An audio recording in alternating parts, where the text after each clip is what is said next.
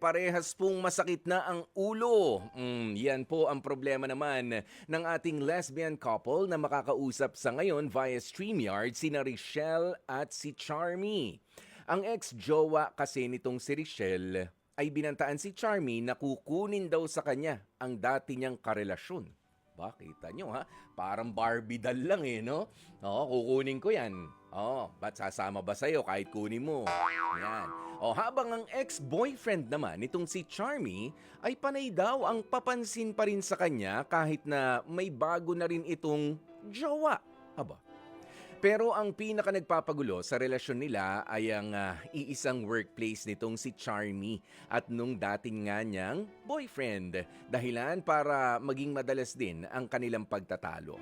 Kaya naman po, kausapin na natin mula pa sa North Cotabato, si Richelle at si Charmy. Welcome sa ating programang H2H. Hello po, good afternoon. Ayan, sino ba sa inyo? Si Richelle? Ah, si, Ay, Rich- ako po. si Richelle, yung naka-red ba yung suot mo, Richelle? Ah, ayan. At si Charmy naman, itong naka-white. Si Richelle muna, no? Ikaw ba, Richelle, at 21 years old, nagkaroon ka pa ng ibang mga boyfriend bukod doon sa ex mo? Ay, wala po po. Never po. Oo, yun lang talaga.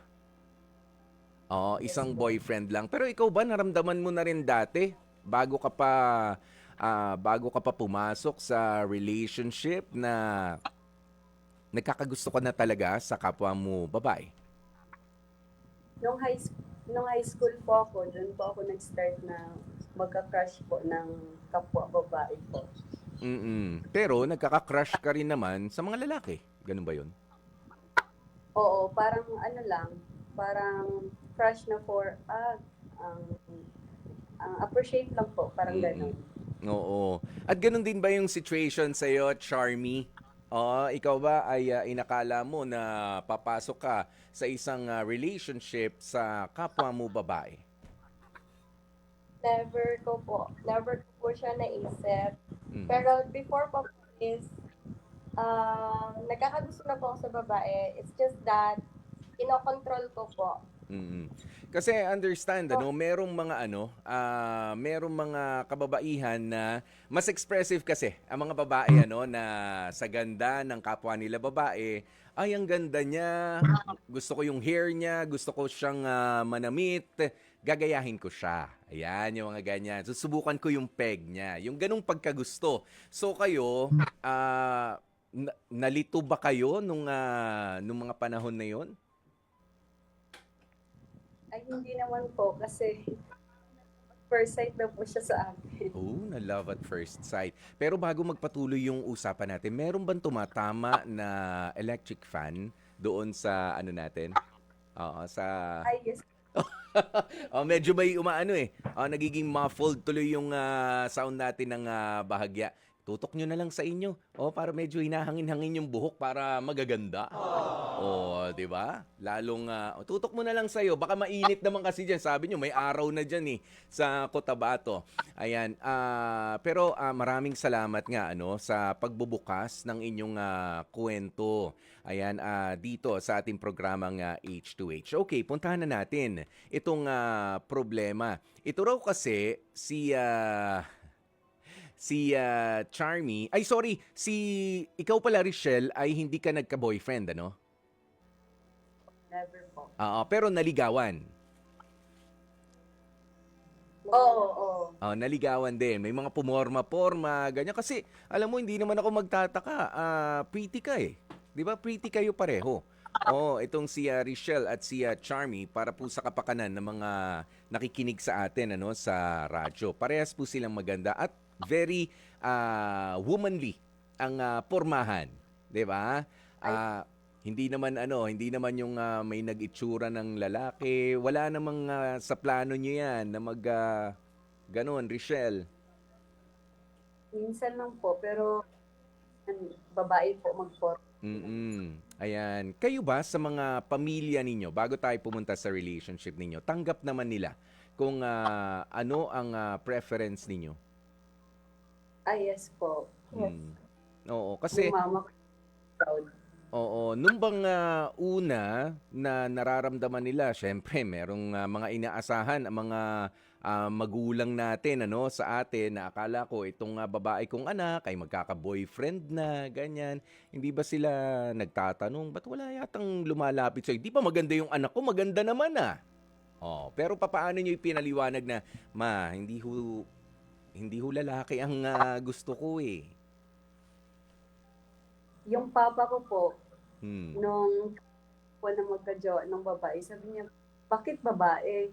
Oh. Sabi ko, sabi, gusto ko lang, parang ganun lang po. Tapos sabi niya, sige, ikaw bahala. Buhay ko naman to. Tapos sabi niya, go lang daw, supportahan niya. Mm-mm. Basta hindi daw po ako busy sa uli, na baka iiwanan din daw po ako ng babae. Parang ganun po yung sinasabi niya sa akin. Nakaalalay pa rin sila, no? Oo, at ganun din naman sa iyo, Charmy. Ayan, pero kasi ang babata pa nito, no? Si Richelle, 21 years old, si Charmy, 23 years old, 'di ba? Ikwento nyo na nga muna. Sabi mo kanina, Richelle, ha? Confident ka na in love na agad sa'yo si Charmy. Matindi rin pala ang dating nitong si Richelle, ha? Oh, paano bang eksena yon, Charmy? Sa isang fiesta po, Mm. may common friend po kasi kami. And dun sa common friend po namin is parehas po kami nag-meet doon kasi nagsundo po. Mhm. Siya, sinundo niya yung kada namin. Ako din po, kumbaga parang, sinundo namin din yun siya para daw sa yung sa shot-shot ba sa barkada namin. Pero hindi naman po ako umiinom. Mm. Pero, time na yun na nagkita po kasi kami, ang sinakyan ko po nun is motor ng barkada ko na lalaki. Mhm. Tapos nakapwesto lang po siya sa motor niya na like yung sa hawakan ng motor, yung manibela something, Oh. na nakaganyan, nakatuko lang yung siko niya, tapos nagsa-cellphone. Mhm. Na-attract ako sa kanya kasi yung hangin kasi fade out masyado. Nililipad yung buhok niya para siyang nasa scene. Parang ganon.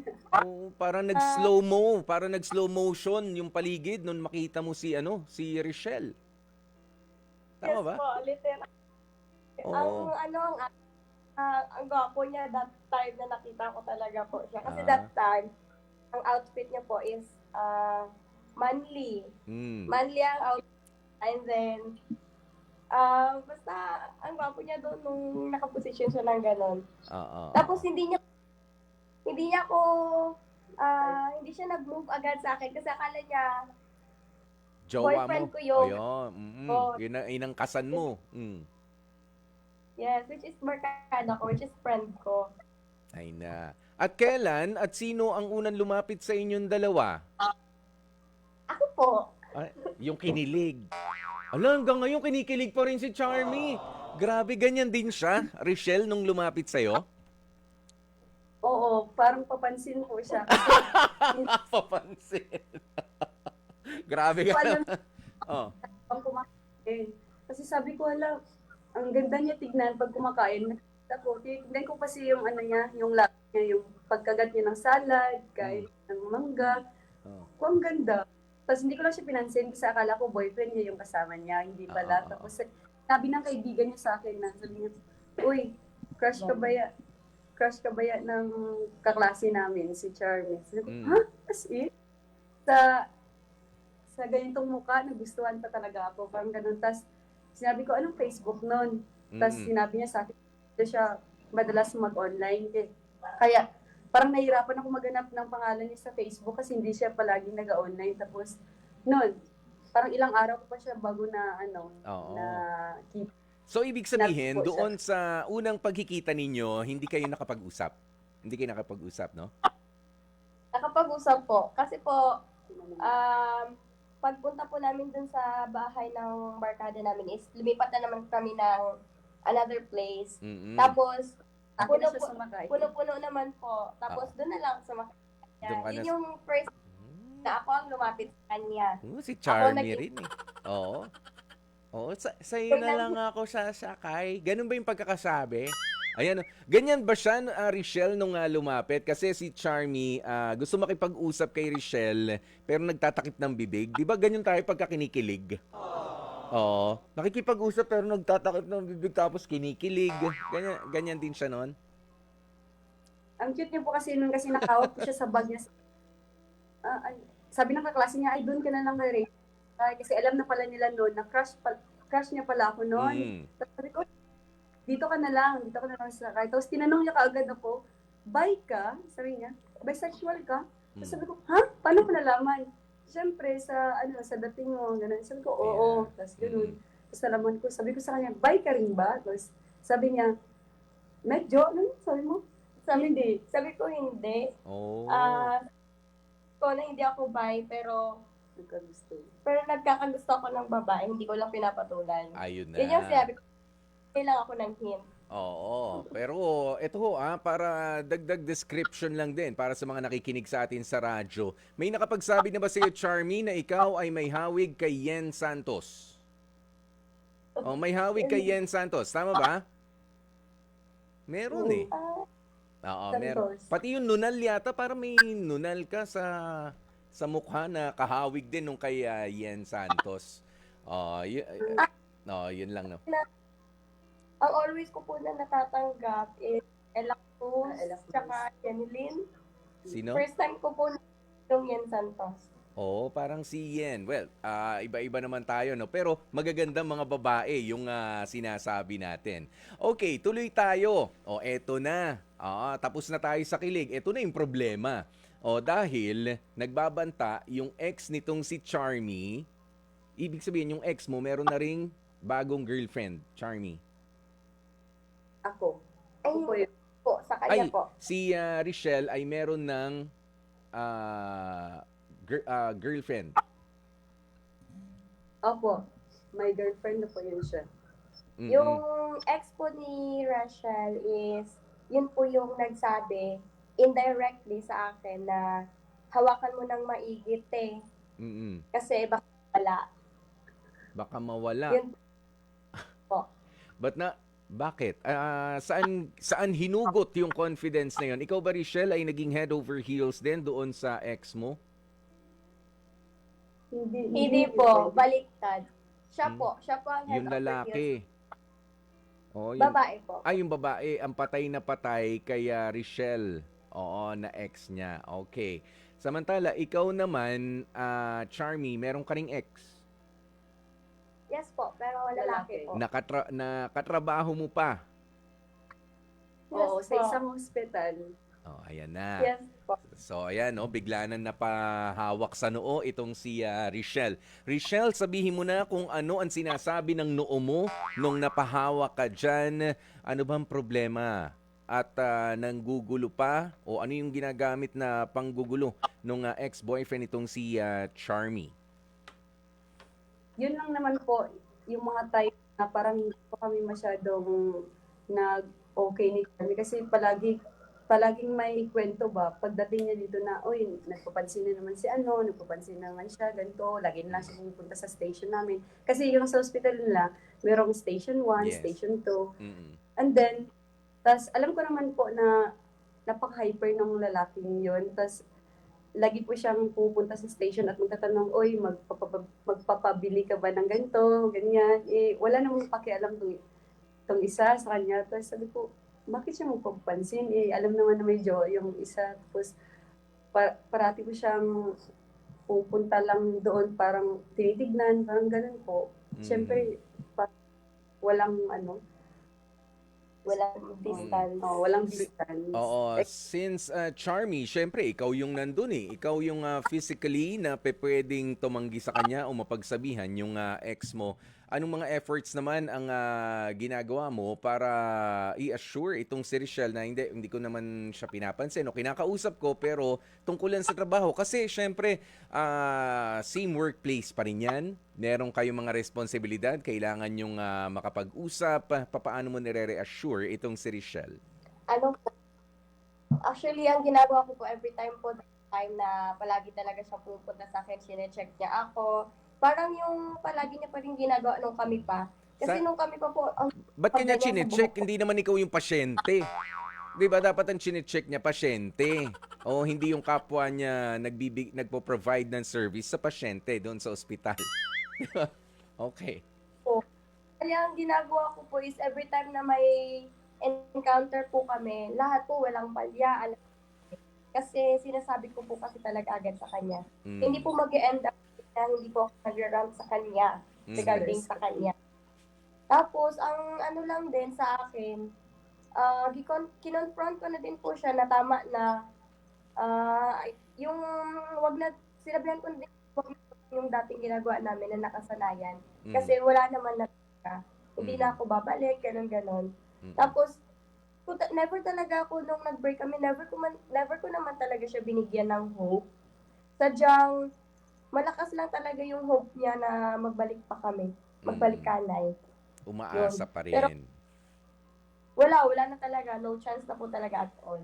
Kasi once na, yun kasi yung mantra ko po, na once ex na po talaga. Hindi na po ako Yan. At ikaw naman, Richelle, papaano mo syempre pinaglalabanan yung pangungulit nung ex niya? Ano ba, ibinubuhos mo ba? Sinasabi mo ba kay Charmy lahat ng inis mo? O hindi, kailangan battle niya yan di ba? Diyan yan sa workplace niya, mahirap naman kung bigla kang papasok na lang doon sa eksena. Hindi naman po. Ang lagi ko lagi sinasabi sa kanya, oy, nagsiselos ako. Ang ginagawa ko po, nag-effort po ako, lagi po ako pumupunta sa ospital. Tapos, lagi ko po siya pinadala ng pagkain. Tapos, lagi ko lahat po ng assurance binibigay ko sa kanya. Tapos, iniintay ko siya palagi. Actually, nung first interview niya, na nandun din yung ex niya, syempre, nagpunta din ako kahit hindi po ako ang mag-a-apply, pero nandun po ako kasama niya para masabing, may bago na talaga. Ganon. Tapos, nung natanggap na po siya, yung first day niya, doon din po ako sa kanya po. Lagi Ayan. po ako. Very supportive naman itong si Richelle, ano? At syempre, nako, ikaw, Charmy, ano ang masasabi mo naman na bago kasi sa'yo, no? Yung ganitong klase ng relationship na iniharap mo na rin talaga sa mundo itong si Richelle. 'Di ba bago sa ito Ano naman ang sinabi ng mga tao sa paligid mo? Kasi last time meron kami nakausap na couple din, same-sex couple. Sabi nila para daw na-filter out yung mga taong judgmental sa buhay nila. Na nung una, nasaktan sila, syempre mga kaibigan mo pa rin 'yun, mga kakilala mo pa rin, pero kinancel ka. Kayo ba dito sa pagpasok nyo sa ganitong klase ng relationship, LGBTQIA+, although marami na rin naman but syempre meron pa rin mga hindi nakakatanggap. Ano ang masasabi mong challenging talaga sa parte na ipakilala, dito ako na in love sa kanya kay Richelle ako na, kapwa ko siya 'di ba? Ano yung challenging experience sa inyo? So far, wala man. It's just that tito ko kasi indirectly, yung alam niya indirectly na girlfriend kami, pero hindi niya matanggap-tanggap kasi yun nga, ang arte-arte ko, tapos babae yung girlfriend ko. Ano niya. Pero when it comes to my friends naman po, yung long-term friends ko po is tanggap na tanggap po nila fully. Even my kuya, my brother, yung mga kapatid ko maliliit, alam naman po nila tanggap naman po nila. Actually, nag-video call kami apat nung time na nagre-review pa ako. Kuya ko, kapatid ko ako. Then, sinama nila si Richelle ipasok daw sa video call. Para daw lang. Then yun, nakausap nila siya. Parang mas mas close pa nga sila kasi parang ako yung nila doon. Call na yun. Parang siya pa yung that time. Ibig sabihin, naiintindihan nila ng mga taong close talaga sa'yo at importante sa'yo sa kung sino ang pinili mo. Okay. Sige. Alam nyo, Richelle and Charmy, hihingan ko na lamang kayo ng mensahe. Mensahe ito para sa isa't isa, sa mga pinagdaanan ninyo bago kayo makarating dito sa, gano'n na nga kayo katagal na mag-on ngayon? 1 year and 6 months po. 1 year and 6 months na bago kayo nakarating dyan sa lalong tumatagal na pagsasama ninyo at doon sa mga pagsubok na pwedeng dumating pa in the future. Ano ang may papangako nyo sa isa't isa? Go ahead, Richelle and Charmy. Sa akin po, Usapin mo si lagi ano, ko lang po siya kay Charmy mo na sabihin, ayan o, kaharap mo na eh. Wag na sa akin. po. Go ahead, Richelle.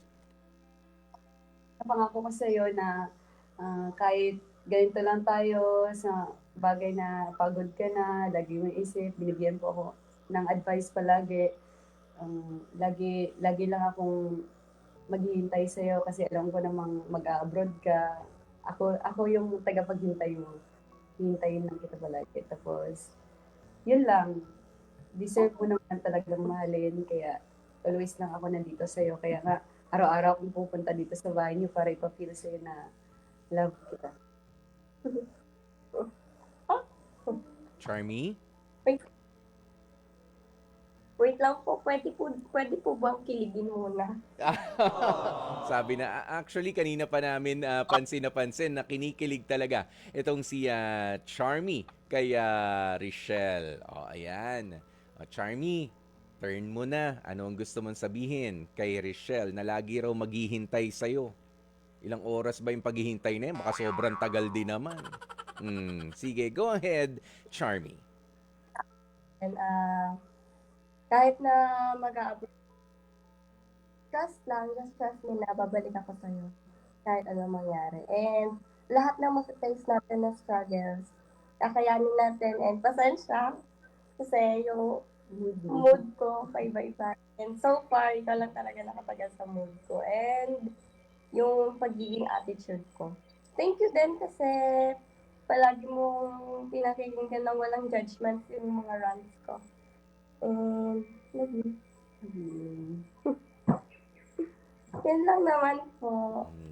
Maraming salamat sa inyo ha, Richelle and Charmy sa sabi ko nga kanina sa pagbubukas ng inyong buhay. Para naman doon din sa iba na maaring pinagdaanan na ang inyong sitwasyon na sa bandang huli talaga ay pagmamahal at pagmamahal pa rin ang gugustuhin nating piliin.